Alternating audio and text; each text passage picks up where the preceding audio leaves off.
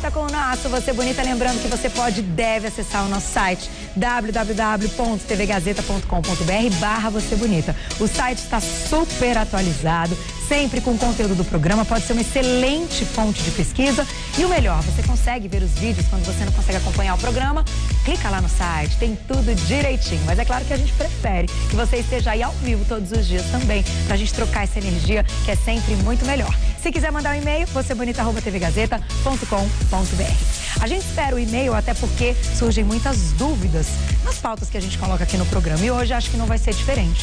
Se você está passando por esse período do primeiro trimestre da gravidez ou mesmo está pensando em engravidar, planejamento é muito importante, mas é claro que conhecer, saber um pouco mais sobre esse momento, sobre essa notícia que é tão esperada muitas vezes, para algumas pessoas inesperada, mas que pode trazer grandes mudanças logo no início. A gente vai entender um pouquinho dos riscos, das coisas boas desse primeiro trimestre e, claro, se vocês tiverem pergunta, vão mandando pra gente. Quem vai falar sobre esse assunto é o ginecologista e obstetra, Dr. Domingos Mantelli Borges Filho. Seja bem-vindo mais uma vez. Obrigado, Carol. Doutor, tudo bom? Obrigado e parabéns agora pela sua gravidez, muita saúde. Obrigada, doutor, se Deus quiser. É o que a gente espera, deseja, é saúde, né? Uma gestação saudável e um parto maravilhoso. Se Deus quiser, muito obrigada. E olha, como eu disse agora na abertura, não podemos dizer que foi uma pauta sem querer. Mas a gente já queria colocar essa pauta há algum tempo, a gente já tinha até conversado com você.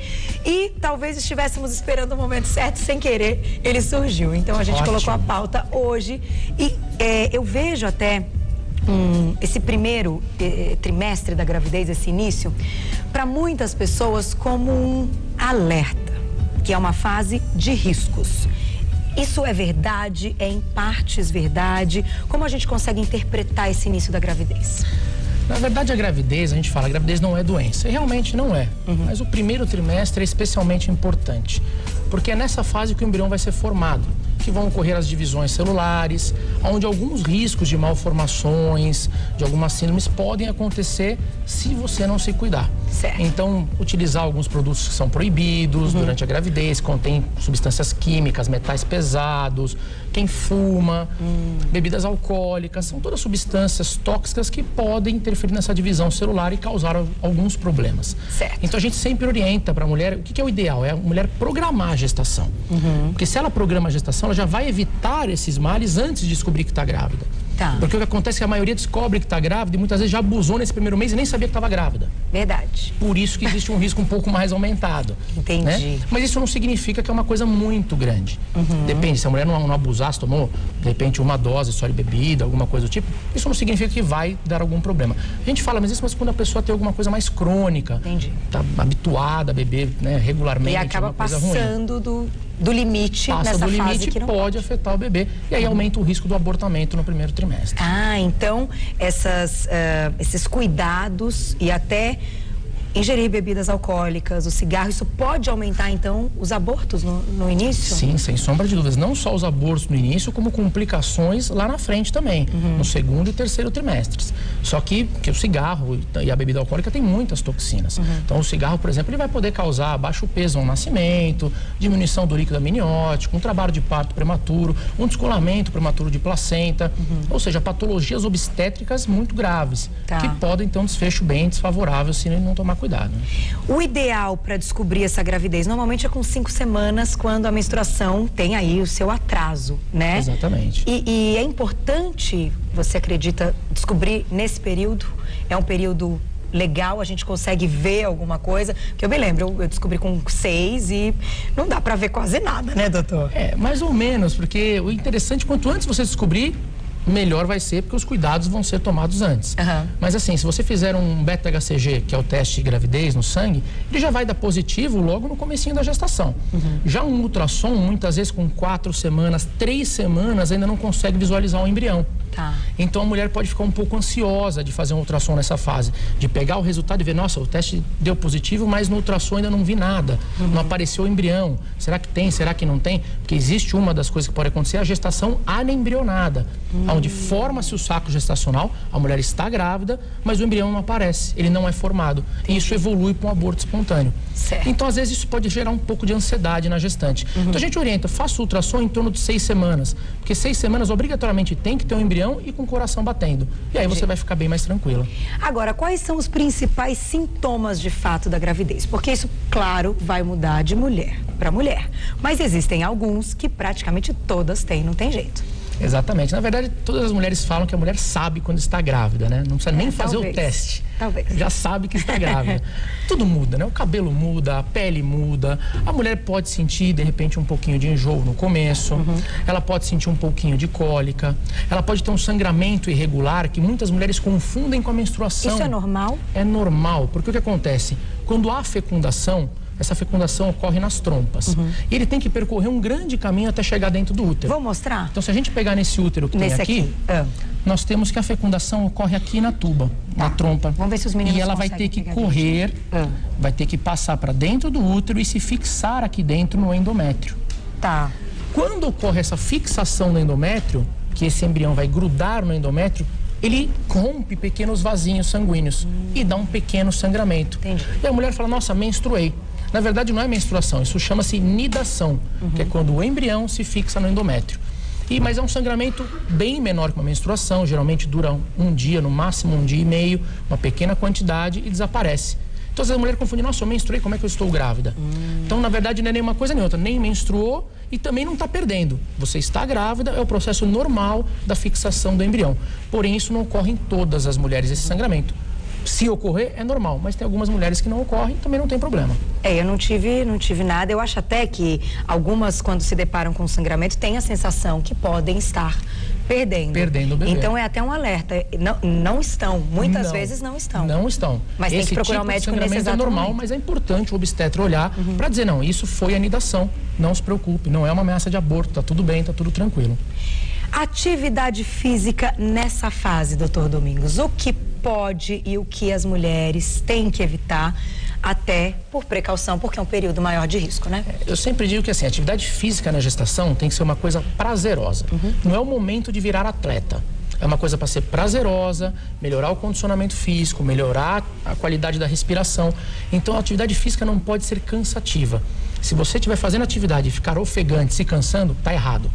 Tem que ser com um nível de batimento cardíaco normal, basal, uma coisa prazerosa, uma caminhada, uma hidroginástica, coisas leves, não exercícios de impacto. Certo. Óbvio, vai variar muito de gestante para gestante. Eu não posso pedir, por exemplo, para uma gestante que já era atleta, fazer uma hidroginástica. Para ela não vai adiantar. Mas vai para ficar ela mais estressada do que mas qualquer de repente, coisa. para essa gestante, um Cooper, por exemplo, para ela é tranquilo, ela não vai elevar a frequência cardíaca porque ela já está habituada com a atividade física, então para ela é permitido, não tem problema. Diferentemente de uma pessoa que foi sedentária a vida inteira e vai querer iniciar uma atividade física na gestação. Aí está o problema. Aí é que está o problema, tem que tomar cuidado e iniciar bem devagar, com orientação médica, orientação de um profissional de atividade física, para não dar nenhum problema.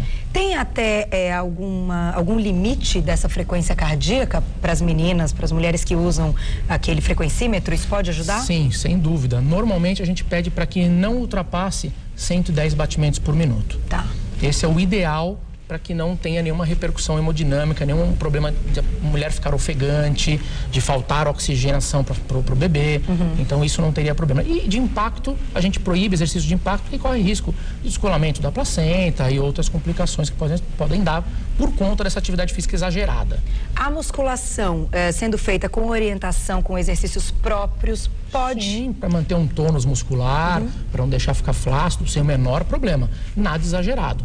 Você não pode ir para academia e querer malhar como você malhava antes. Sem sombra de dúvidas. A gente tem uma imagem, diretor? Vamos colocar a imagem? Acho que é uma imagem bonita, então acho que vale a pena. Esse é o início. Esse é bem no início. Um bebezinho desse tamanho está em torno aí de 4 semanas, 5 semanas de gestação. Uau, então é bem pequenininho mesmo. Bem pequenininho. Mas já tem o cordão?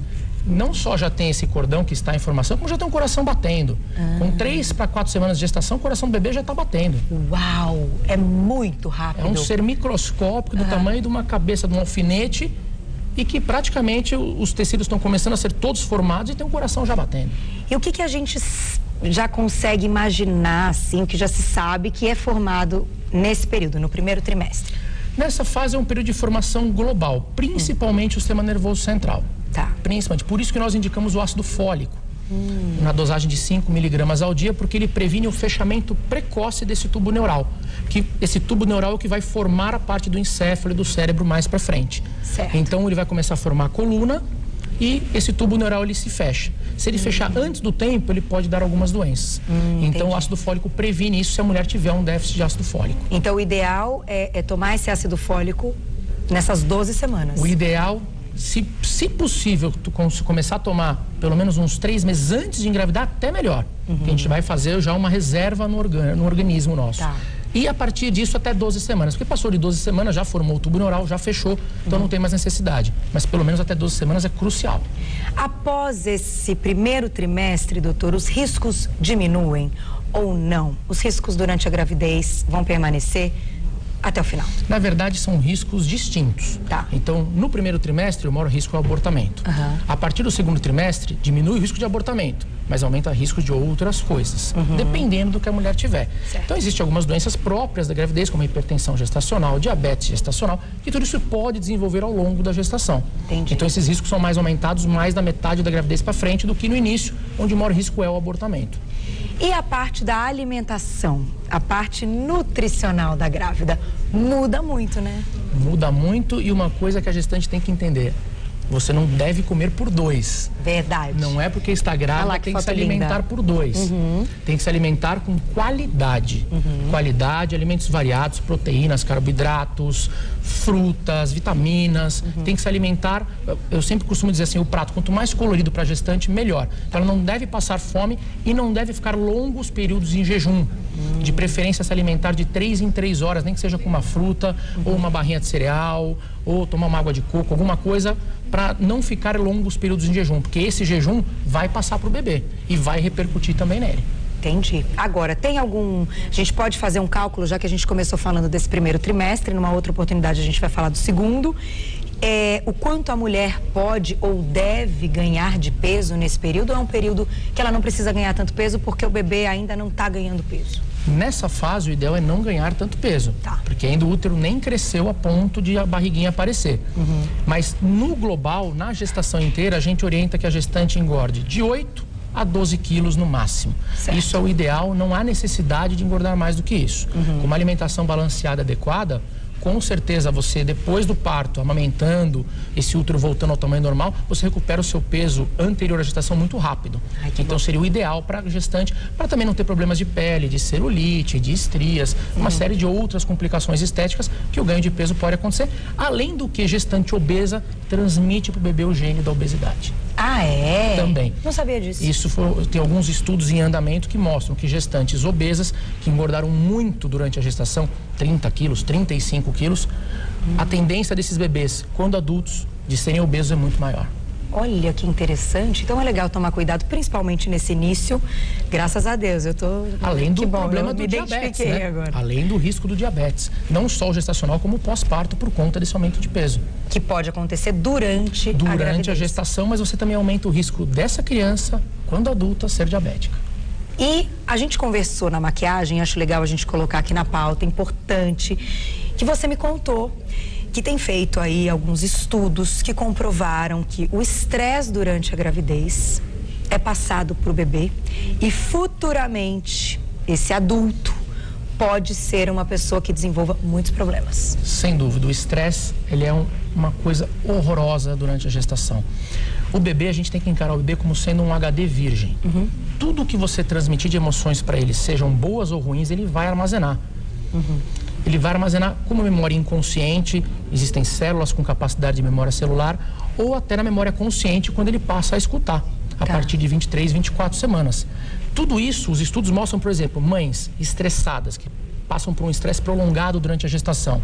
Aumenta o risco desse bebê, quando adulto, ter esquizofrenia, aumenta o risco de doenças neurodegenerativas como Alzheimer, como Parkinson. E tudo isso desde o primeiro trimestre? Desde o início da gestação. Tudo o que você sentir, porque além da parte emocional, o estresse na gestante libera o quê? Cortisol, adrenalina, são hormônios que vão atravessar a placenta e vão repercutir nesse bebê. Assim como a alegria, o sintoma, assim, os momentos hormônios do bem-estar também vão fazer bem para o bebê. E isso também é comprovado. Sem sombra de dúvidas. As crianças que têm mães que têm gestações tranquilas, geralmente tendem a ser crianças mais tranquilas.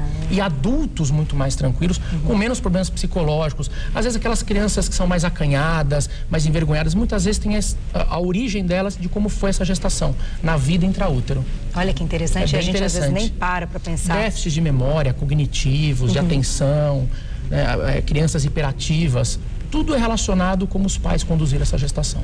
Muito bom. Agora, doutor, tem um exame também, que é um exame conhecidíssimo, que deve ser feito, realizado neste período, que é um morfológico, o famoso morfológico. Exatamente. Que as mulheres têm aí uma certa ansiedade e até, eu diria, aflição antes de realizá-lo, porque ele detecta também alguns problemas já nessa fase da gravidez. Então, eu queria que você explicasse este exame, o que a gente vai conseguir visualizar e por que ele é tão importante. Esse exame ele é um ultrassom normal, não é nada diferente de um ultrassom convencional, só que o ultrassonografista vai ler algumas coisas que normalmente ele não vê. Então, ele vai fazer algumas medidas, então ele vai medir, por exemplo, a nuca do bebê, que quando a gente tem um tamanho aumentado...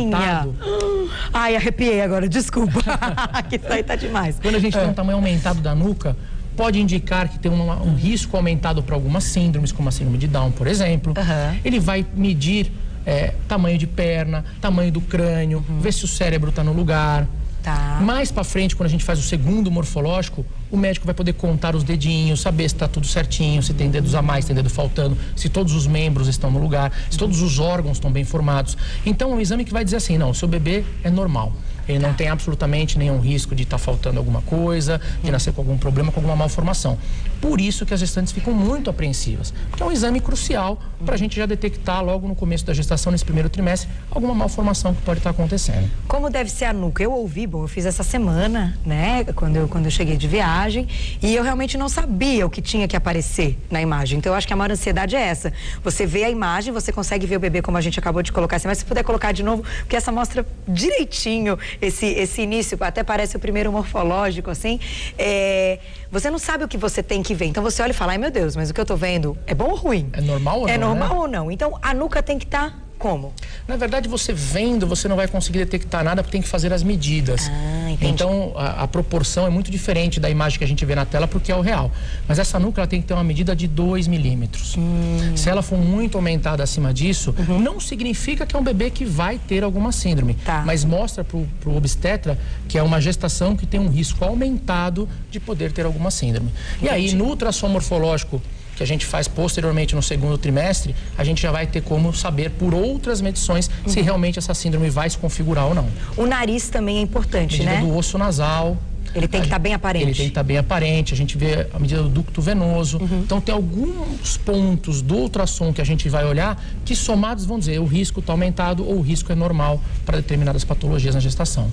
Agora, doutor, olha, estão chegando vários recadinhos aqui no Twitter, já vou ler para vocês, tá? Pedi um minutinho. Quando as mulheres recebem aí uma notícia, um diagnóstico que é uma gravidez de risco logo nesse início. O que pode estar acontecendo? O bebê pode não estar grudado, há um risco maior de aborto. Por quê? Né? O que pode estar acontecendo nesse momento para que elas tenham esse diagnóstico de risco logo no início? Eu acho que é muito importante a gente não estigmatizar gestação de alto risco, porque isso para a gestante já é uma coisa de alerta, uma coisa ruim, ela já fica muito preocupada. E sim, o médico deve orientar a gestante do que está acontecendo. É um risco aumentado para um abortamento? Teve um sangramento vaginal? Mas fez um ultrassom, está tudo normal? A gente só vai tomar algumas precauções para que esse sangramento não continue. De repente tem que dar um aporte de progesterona. A gente tem muitas vezes que proibir a relação sexual nesse período, porque pode estimular contrações do útero. Então o médico vai orientar. Mas nesse primeiro trimestre, o maior risco é o abortamento, sem sombra de dúvidas. E muitas vezes uma malformação vai evoluir para um abortamento espontâneo. Muitas vezes a gente tenta até coibir esse abortamento, mas não consegue porque o próprio organismo vai expelir, porque faz parte.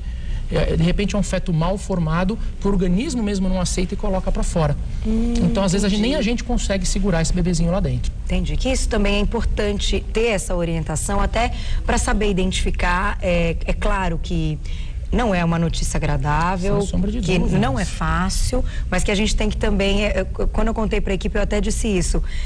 Eu contei até antes do período, né? Toda a minha equipe, meus meninos, minhas meninas sabem desde a 9ª semana, porque eu quis dividir com eles mesmo, pra mim foi importante. E eu falei, olha, eu tô assumindo todos os riscos, mas quando a gente quer ser mãe, a gente já tá assumindo muitos riscos. Não tem jeito. Então, a gente tem que conviver também, tem que ter maturidade eu sempre peço para as minhas pacientes, por exemplo, aguardarem. Espera passar a barreira das 12 semanas, que é onde tem o maior risco de abortamento, para contar para todo mundo. Porque, de repente, se Deus me livre acontecer de ter um abortamento espontâneo, não vai ficar aquele clima chato na família, todo mundo consolando. Mas a gestante tem que entender que muitas vezes um abortamento, principalmente uma primeira gestação, é uma coisa natural que pode acontecer. É um organismo que ainda não está preparado para receber um bebê. É verdade. Então pode ocorrer. Isso não significa que vai dar complicações para uma gestação futura ou que o risco dela abortar uma próxima gestação é maior. Não muda nada. Não muda nada. Entendi. Se ela tiver um abortamento numa primeira gestação, fique tranquila, o médico dela vai saber orientar e ela vai poder ter uma segunda gestação saudável sem problemas. Uma gestação não vai interferir Não vai interferir na outra. Agora, pra gente fechar uma parte muito legal, que é descobrir o sexo do bebê, que nesse primeiro trimestre a gente consegue, muitas vezes a gente consegue descobrir o sexo do bebê. Queria que você contasse um pouquinho do exame que já existe, que é a sexagem. Eu já vou contar qual é o sexo, porque eu ainda não coloquei. Quer dizer, algumas pessoas podem ter visto, o pessoal que sabe, mas eu ainda não contei aqui na TV, eu vou contar daqui a pouquinho pra vocês. Queria que você explicasse como é que com o exame de sangue a gente já consegue detectar o sexo, doutor. Que sensacional isso. A partir de 9 semanas já é praticamente 100% de certeza. Por quê? A mulher é cromossomo XX, o homem XY. Tá. Então, se a gente faz a dosagem no seu sangue e detecta um cromossomo Y, você não tem cromossomo Y, então obrigatoriamente você tem um bebezinho homem. Entendi. E aí no morfológico? E no morfológico você confirma o diagnóstico. Esse exame de sangue é a sexagem fetal. O ideal dela ser feita é a partir da 10ª semana, que é onde ela tem uma maior apuraça, mas ela pode ser feita a partir de 8 semanas, mas aí com uma chance de 90% de certeza. Acima de 10 semanas já chega a 99% para cima de certeza do sexo. E no caso de aparecer, de dar menina, ainda tem uma porcentagemzinha de ser menino, né? Uma porcentagem maior de erro, por quê? Porque você é cromossomo XY, é XX. A mulher é XX, então se no exame, fez o exame e não detectou nada, é porque é menina, porque não tem o Y. Só que corre o risco de ainda não ter detectado nada. E depois aparecer esse Y. Então assim, se der homem, é certeza. Se der menina, tem uma pequena porcentagem de chance de um erro. Entendi. Então, meninos, como vocês sabem, o meu caso é certeza, porque deu Y, eu vou ter um meninão. É o João Paulo, já tem nome, já tem tudo. Antes dele chegar, ele já tinha nome, então estou compartilhando com vocês hoje. É o meninão, é o João Paulo. Agora, vamos fechar falando... o que, Nininha? Pois é, a Nininha tá perguntando se é São Paulino ou palmeirense. Meu marido é palmeirense, eu sou São Paulina, já está uma briga, vocês podem imaginar. Vamos ver quem ganha. Ele que tem que escolher, né? Eu acho que é mais justo. Eu acho melhor. Agora, pra gente fechar nosso papo, tem aí muitas mulheres passando por esse mesmo momento que eu, só que estão grávidas de gêmeos, certo? E aí, o primeiro trimestre da gestação dupla ou tripla, é diferente? É muito diferente? É diferente num único aspecto. O médico vai ter que acompanhar mais de perto. Porque aumentam todos os riscos que uma gravidez tem, gestações gemelares ou trigemelares têm aumentadas. Certo. Então o risco de perdas são maiores. Geralmente a mulher entra em trabalho de parto antes dos 9 meses, quando é gemelar. Precisa ver se é uma bolsa, 2 bolsas, uma placenta, 2 placentas. Então o médico vai ter que acompanhar muito de perto para ver se não há nenhuma complicação. Mas fora isso, é uma gestação como qualquer outra. Ela deve acompanhar de uma forma normal, realizar o pré-natal, alimentação adequada, não exceder o ganho de peso. Obviamente vai ser um peso um pouco maior do que o normal, mas não pode exagerar nada muito disso. E seguindo as precauções e as orientações do obstetra, com certeza vai ser uma gestação bem tranquila. E o que também é muito especial, 2 ou 3 bebês de uma vez, dá um susto maior, mas é um momento muito especial. Mas é muito gostoso do mesmo jeito. E eu quero te agradecer, doutor, muito obrigada. Carol, você pode imaginar o quanto para mim é ainda mais especial poder falar do assunto, estando passando pelo momento, e lendo, e aprendendo, e é muito legal também poder ter a orientação sempre dos profissionais que vêm ao programa. Muito obrigada, é um prazer. Volte logo e daqui a pouquinho a gente vai para a próxima etapa, o segundo trimestre, o terceiro e outros assuntos, claro, envolvendo também toda a explicação do Dr. Domingos e não só da gravidez, porque é natural que a gente tenha que colocar aqui no programa absolutamente tudo, tirar todas as dúvidas. Quero agradecer quem quiser entrar em contato ou saber mais sobre esse assunto, quem ficou com muitas dúvidas aí assistindo o programa, pode tirar as dúvidas com o Dr. Domingos Mantelli no www.domingosmantelli.com.br www.domingosmantelli.com.br. Obrigada mais uma vez. Obrigada a você, Obrigada Carol. pelo CD. Depois eu te conto essa experiência. Obrigado Obrigada, você, até a parabéns. próxima. Até a próxima.